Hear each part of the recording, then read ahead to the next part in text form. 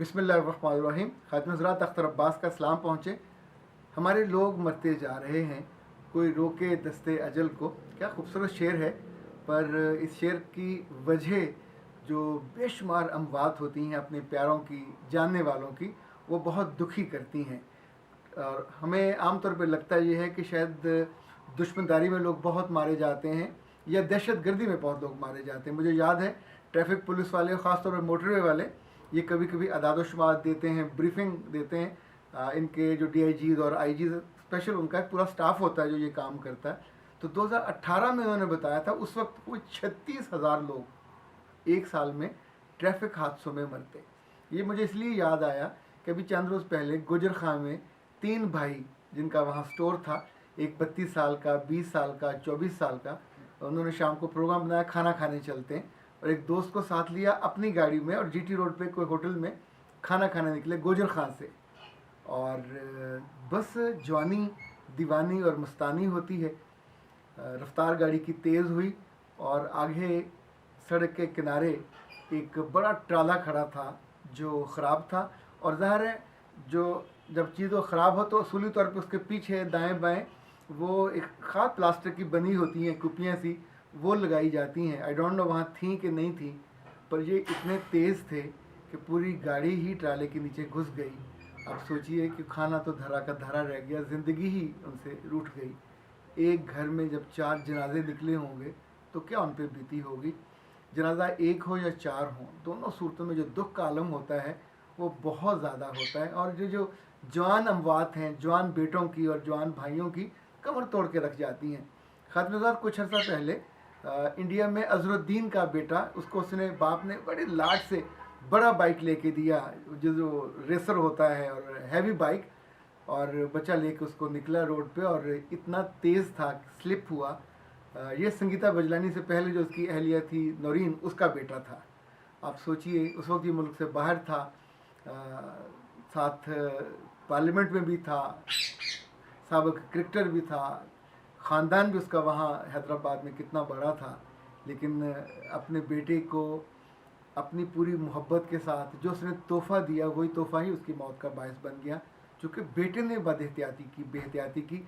जब भी आप एक हद से निकलते हैं, ये जितने ट्रैफिक के रूल्स होते हैं बुनियादी तौर पे ये इंसानों की ज़िंदगी के लिए बनाए जाते हैं।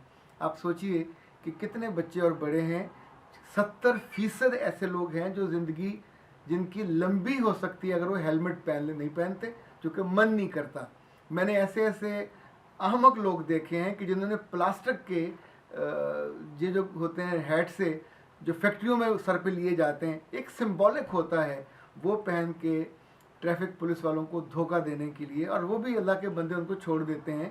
यानी एक ज़माने में तो हद ये हुआ था, लोगों ने सर पे वो जो होती हैं सालन पकाने वाली, दूध उबालने वाली, वो सर पे रखनी शुरू कर दी थी, ताकि मजाक नहीं था, देवर सीरियस।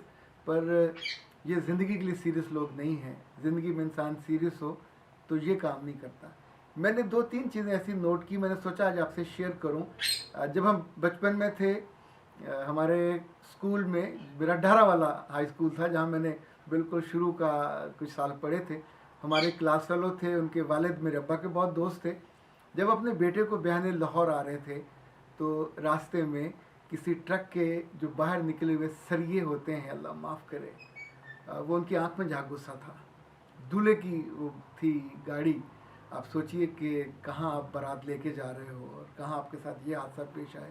इसी तौर पे जब मैं उर्दू डाइजेस्ट का एडिटर था तो मैंने अपने रिपोर्टर साहबान को 2 बच्चों के पास भेजा कि जो जेल रोड पे बाइक पे जा रहे थे, और आगे एक ये जो होते हैं रेड़े, जिस पे लंबे लंबे उन्होंने सरिये उठा के लेके जा रहे होते हैं। कानूनन तो ये बैन होना चाहिए कि रश आवर्स में, और उनके पीछे कोई लाइटें वाइटें होनी चाहिए, पर उन अहमकों से बाइक नहीं संभली।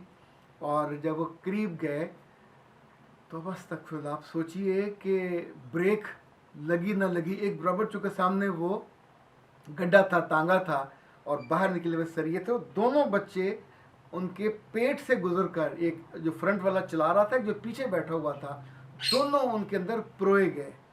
वो तो अल्लाह भला करे, 1122 उस वक्त मियाँ साहब बनवा चुके थे इनके लोग आए, इन्होंने आके उन सरियों में टंगे हुए बच्चों के साथ पहले उस सरियों को काटा दाएं से, फिर वो जब नीचे थे तो सरिया उनके पेट के अंदर ही भी था, फिर किस तौर पे वो निकाल, अल्लाह ने उनको ज़िंदगी दी, वो दोनों बच गए। लेकिन ये जो ज़रा सी बेहतियाती होती है, जब नए नए मैंने मोटरसाइकिल सीखा तो मुझे याद है कोशिश होती थी ज़रा पीछे होकर बैठ के हाथ लंबे करके, अल्लाह जाने जवानी में ये हर बाइक वाला ये करता है, रफ्तार तेज़ करके गुजरना, शू शू की आवाज़ें आनी। ये तो बाद में अंदाज़ा होता है कि किसी को क्या फ़र्क पड़ता है। आप 100 की स्पीड से चले जाओ, लोग कहेंगे पागल है। आप उल्टे होकर लेटे हुए हो और टांगें आपने ऊपर रखी हुई हों और बैठे हुए हो तो भी लोग कहेंगे कि जुनूनी है, नॉनसेंस है, इसके घर में कोई माँ बाप ऐसा नहीं है जिसको सिखा सकता। ये जो हमारी लाहौर की कैनाल रोड है, एक ज़माने में तो ये होता था कि हर छुट्टी वाले दिन यहाँ वन व्हीलिंग का मुकाबला होता था। और वन व्हीलिंग में ये होता है कि ये लोग एक दोस्त को पीछे बिठा लेते हैं और अगला बाइक खड़ा हो जाता है उसका पहिया, तो जब ये गिरते हैं, जो स्लिप होते हैं, तो उसके बाद वो पीछे को उलटता है। जो पीछे वाला होता है दोस्त, सिर्फ दोस्त होता है, पर दोस्ती कहाँ की है, ज़िंदा तो बचता नहीं है। जब ये खोपड़ी ज़मीन पे लगती है तो भेजा यहाँ से लेके वहाँ तक 200-300 मीटर पे वो भेजा और सर और उसका गोश्त वो लोथड़े ज़मीन से घिसटते जाते हैं। और ये लाशें जब घर पहुँचती हैं तो उन घर में जब माँ को पता होता है या बाप को पता नहीं होता तो बहनों को पता होता है। जब अपने आम से मोटरसाइकिलों के सलेंसर उतारते हैं, जब उसमें थोड़ी वेरिएशन करते हैं, एडिशन करते हैं, तो भी उन्हें पता होता है कि बच्चा मौत की रास्ते पे जा रहा है। ये शौक़ नहीं है, ये मौत है। दो चीज़ें अपने बच्चों को आप सिखा दीजिए, उनकी ज़िंदगी लंबी हो जाएगी। अपने बड़ों को भी सिखाइए, जो मर्ज़ी हो जाए हद रफ्तार को क्रॉस ना करें, नंबर 1।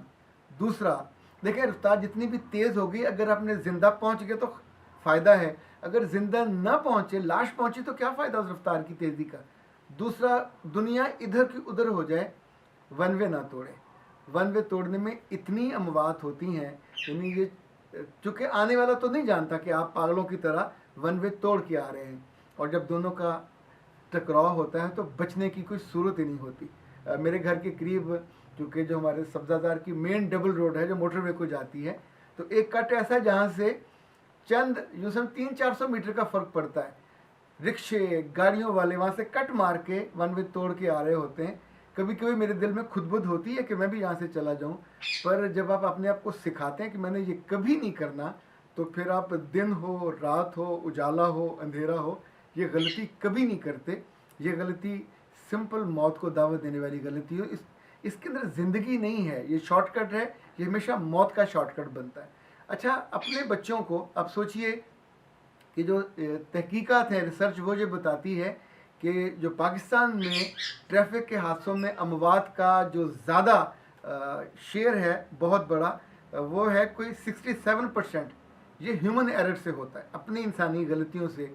सिर्फ इसमें से 28% ऐसे हादसे हैं जो टूटी सड़कों की वजह से होते हैं, और 5% ऐसे हैं जो ख़राब गाड़ियों की वजह से होते हैं। बहुत बड़ा जो मेजर चंक है मरने का और मौत का, उसकी रीज़न इंसान खुद है।